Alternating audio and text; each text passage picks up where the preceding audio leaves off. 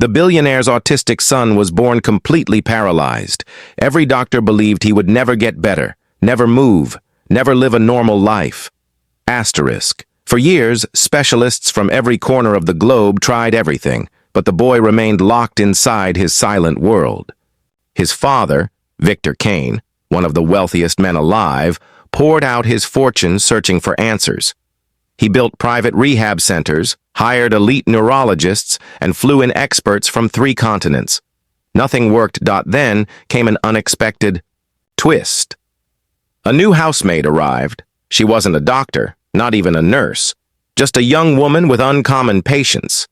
Within weeks, she noticed something no one else had, a fleeting reaction, a sound, the trace of a smile. Day by day, she kept watching, quietly piecing together clues about what was really happening inside the boy. What she uncovered would shake the Kane estate to its core and rewrite this child's future forever. Before we continue this story, make sure you're subscribed, hit the like button, and tell us in the comments where you're watching from. We always love seeing that Victor Kane had once been a titan of industry, his face on magazine covers, his name whispered in boardrooms. But at 44, the spotlight had dimmed. He lived reclusively now, sealed away in a massive glass and stone mansion far from the press. The house glittered with wealth, yet felt hollow. No laughter, no warmth. Money came easy to Victor. Empathy did not. He had built his empire with steel nerves and sleepless nights. But since his wife's passing, all of that power felt meaningless. His 6-year-old son, Lucas, was severely autistic, confined to a wheelchair, and barely able to move. Victor tried everything: world-class doctors, advanced therapies, experimental devices. Lucas never spoke a word. The man who once crushed rivals, with a glance, now felt helpless in his own home. Lucas's silence wasn't just quiet, it was unbearable. Victor clung to a strict routine. He woke early, dressed his son himself, and made breakfast with his own hands. He trusted no one else. They sat together at a marble table built for 20, yet it felt like sitting alone. Victor spoke softly, telling Lucas stories, asking him questions. The boy stared past him, expressionless. After breakfast came the therapy room, walls lined with toys, machines, and every tool money could buy. Specialists came and went, pictures, sounds, even trained animals. Nothing reached him. Victor studied every flinch, every twitch of a finger, desperate for proof his son was still in there. At night, Victor lay awake staring at the ceiling, the baby monitor glowing on his nightstand. What would happen to Lucas when he was gone? Who would protect him? The thought left Victor terrified in a way no hostile takeover ever had. Still, he refused to quit. He talked to Lucas as if every word was heard, describing the rain outside, the color of the morning sky, even stories from Victor's own childhood. He tried music, games, different foods, searching for any spark. But the silence was unbroken. It felt like shouting into a locked room. And yet, Victor kept going. Not because he expected success, but because loving his son meant never stopping. Enter Elise Morgan, 26 years old, carrying grief of her own. She'd lost her newborn daughter only months ago, a tragedy so heavy she could barely stand. Friends avoided the subject. The quiet crushed her. Searching for a way to stay alive inside, she accepted work as a housemaid in the Kane mansion. Elise didn't care about wealth or fame. She just wanted a place to breathe. When she arrived, the mansion struck her as beautiful but frozen, everything spotless yet lifeless. Victor greeted her politely but without warmth, explaining her duties and briefly mentioning Lucas. The first time Elise saw the boy, he sat motionless in his wheelchair, gaze fixed on nothing. She didn't try to coax a reaction. She didn't speak in a fake sing-song voice like others before her. She simply worked nearby, quiet and steady. If Lucas was in the room, she cleaned gently, careful not to startle him. Victor noticed. Most staff either pushed too hard or gave up entirely. Elise did neither. She respected Lucas's space. She didn't force eye contact or smother him with pity. Sometimes, when her tasks were done, she simply sat nearby, present but silent. Lucas didn't turn away from her. He didn't stiffen when she approached. It was subtle, but Victor saw it. One afternoon, Elise placed a small wooden toy near Lucas's hand and said nothing. The boy's eyes lingered on it for just a second longer than usual. Victor's heart skipped. Elise didn't even comment. She just kept working. That calm, patient presence was different, and Victor couldn't ignore it. As the days passed, Elise blended into the mansion's quiet rhythm. She never tried to impress Victor. When he asked polite questions, she answered plainly. Eventually, she told him about her daughter's death. She didn't cry or ask for sympathy. She spoke, like someone scarred but unbroken. Victor respected that more than anything. Then something remarkable happened. One ordinary afternoon, Elise hummed softly while folding laundry. No words, just a low melody. Victor walked into the room and froze. Lucas tilted his head slightly, toward the sound. His fingers twitched. It was tiny, almost nothing, but to Victor it was everything. Elise didn't react. She kept humming, calm and steady, as if it were no big deal. Victor realized in that moment. The silence in the house had shifted. And it began the day Elise arrived. Soon Elise started noticing patterns, tiny cues others had missed. Lucas reacted to certain sounds, especially water. When she turned on a faucet, his fingers moved. When it rained, he sat more still, almost peaceful. When she wheeled him through the garden and past the pool, he smiled faintly, the first real sign of joy Victor had ever seen. Elise didn't force it. Every morning, she added quiet poolside visits to Lucas's routine. He grew calmer there, less rigid, more focused. Sometimes Elise splashed the water gently with her hand. Lucas's head would turn instantly toward the sound, faster than Victor had ever seen. One afternoon, after returning from the pool, Lucas made a soft noise. Not a word, but something new. Elise froze, heart pounding. She didn't tell Victor right away. She wanted to be certain. Could water be the key? Could it reach the boy when nothing else could? Elise didn't want to give Victor false hope. He'd seen too many miracle cures fail. But deep down, she knew this was different. The spark in Lucas's eyes wasn't an accident. Finally, after a long night of thinking, Elise knocked on Victor's office door. When he looked up from his paperwork, she stepped in and spoke carefully. She told him what she had seen, the subtle movements, the faint smiles, the way Lucas responded to the sound of water. Victor listened quietly, his face unreadable.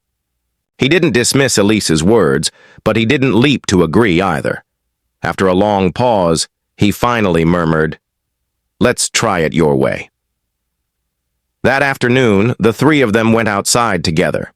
Elise guided Lucas's wheelchair while Victor walked alongside, watching every step. They stopped by the pool, the same spot as before. Elise trailed her fingers through the surface, sending ripples gliding across the water. Lucas's eyes followed the movement, just as they always did. But this time Victor noticed something different. The faint twitch of his son's fingers, the smallest curve of a smile. For the first time, Victor wondered if something inside Lucas was beginning to awaken. The late afternoon sun baked the marble tiles as Elise prepared for what she'd been planning for weeks. Lucas had grown calmer near the water, more curious. He moved his hands more now, breathed with steady rhythm, sometimes even let out soft, contented sounds. Elise had a small flotation vest ready. She had asked Victor for permission earlier that week. He hadn't said yes, but he hadn't said no either. That was enough. Carefully, she slid the vest onto Lucas, adjusting each strap until it hugged him securely. He didn't resist. That alone felt like victory. Holding him close, Elise eased herself into the water, one deliberate step at a time, lowering them both together for the first time. Lucas stiffened instantly, his shoulders pulling tight. Elise tightened her grip. "It's all right. I've got you," she whispered, her voice steady. She didn't rush.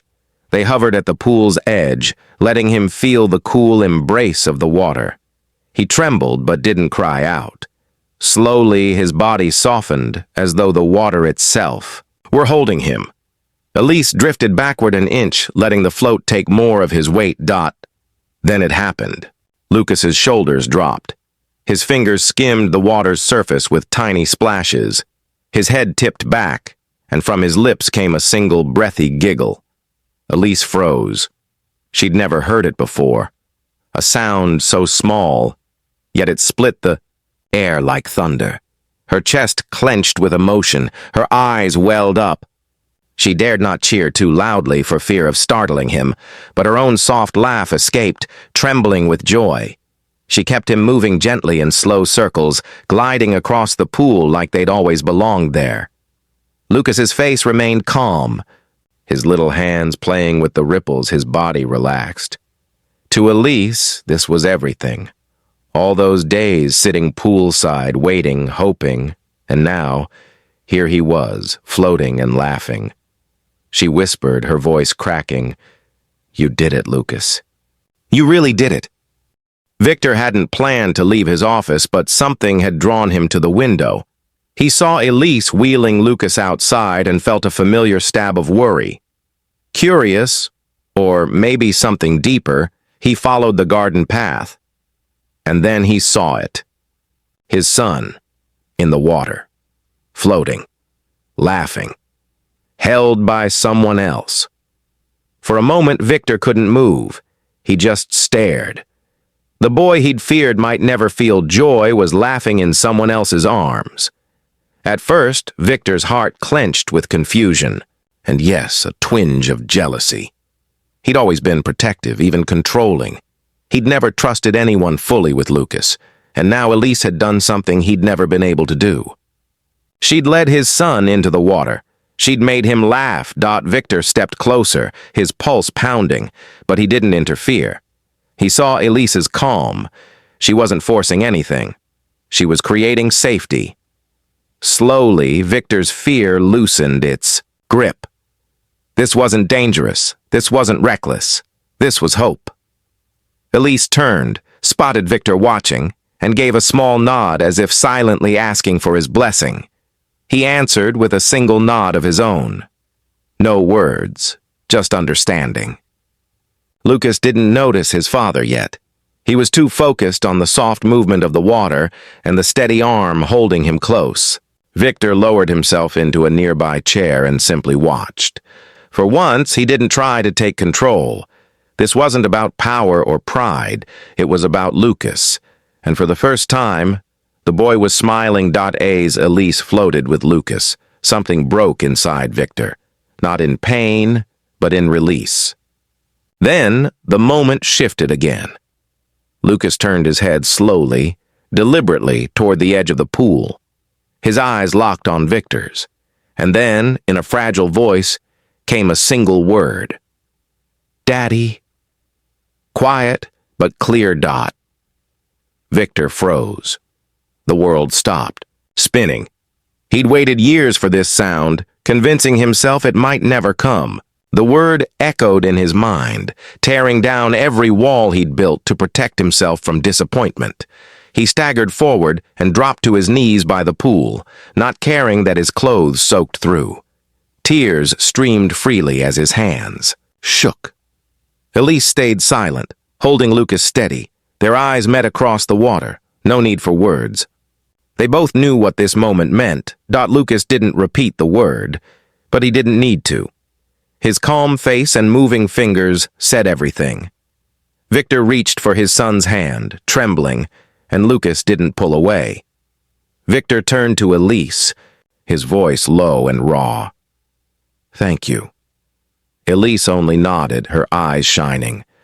Victor stayed there by the poolside, unwilling to move, memorizing every breath, every ripple. For the first time, he didn't feel powerless. He felt connected. He realized his son hadn't been silent because he couldn't speak. He'd been silent because the world hadn't felt safe enough to listen. Elise had given him that safety dot. The pool became their sanctuary. Each morning after breakfast, Lucas would point toward the glass doors, eyes bright, making soft sounds of excitement. Elise always understood. Victor watched this transformation with quiet awe. The boy who once showed no interest in anything now had a place he loved.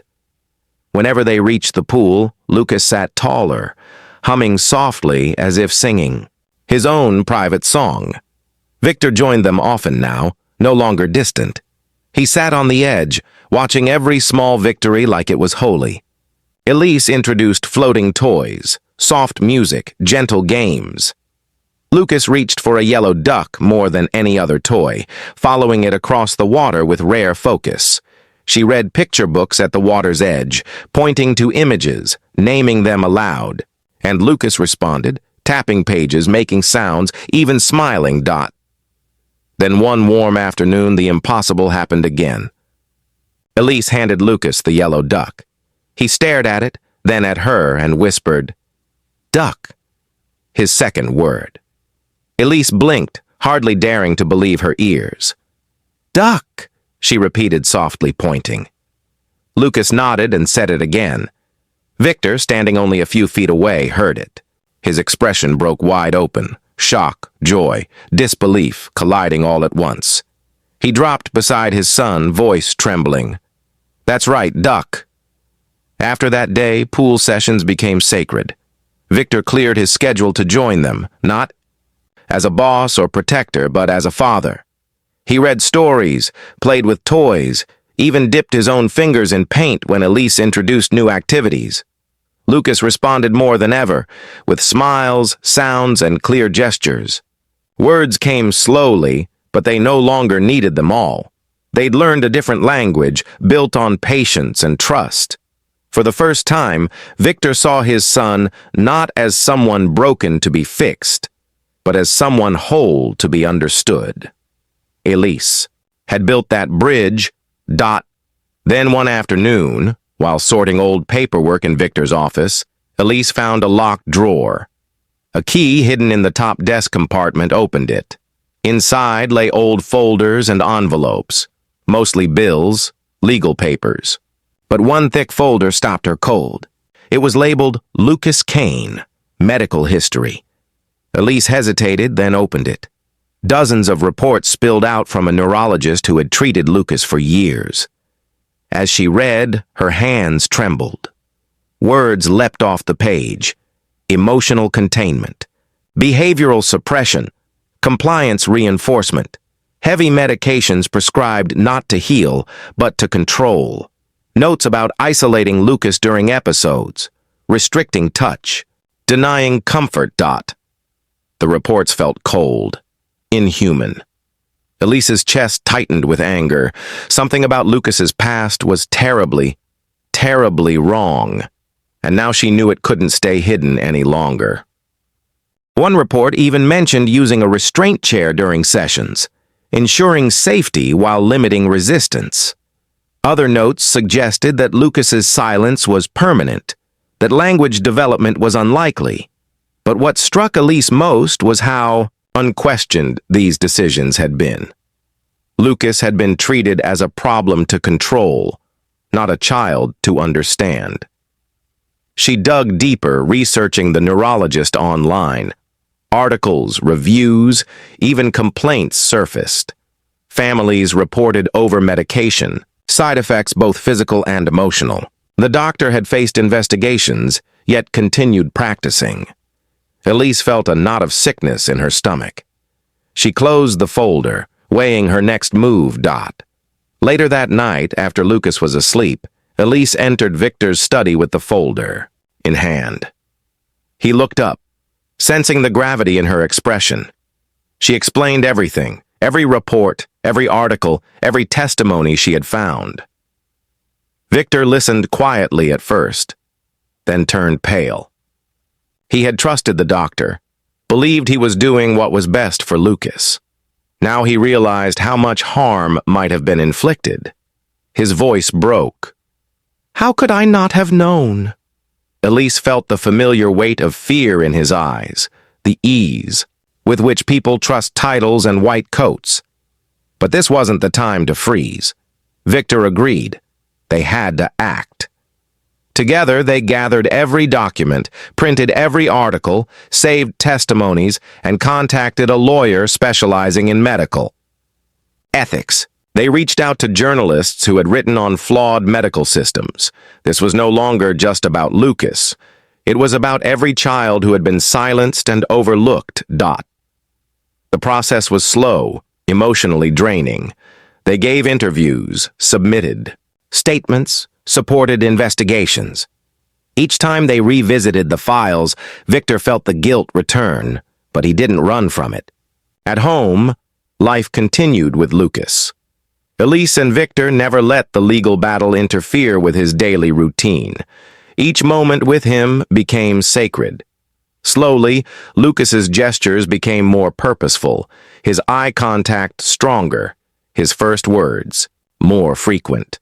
A ball, a book, even one simple read, each was a victory. He wasn't broken. Months passed. The investigation gained momentum.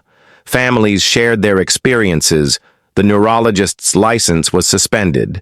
Victor and Elise spoke publicly, calmly, firmly. They became a team advocating for truth and protection. At home, their bond deepened. Elise was no longer an employee. She was family. Lucas, oblivious to the chaos outside, continued discovering his world one step at a time, finding joy in drawing, splashing, laughing. One afternoon, Lucas presented a drawing. 3 stick figures holding hands. Short hair, long hair, and a smaller figure in the middle. Elise crouched beside him. "Who are these?"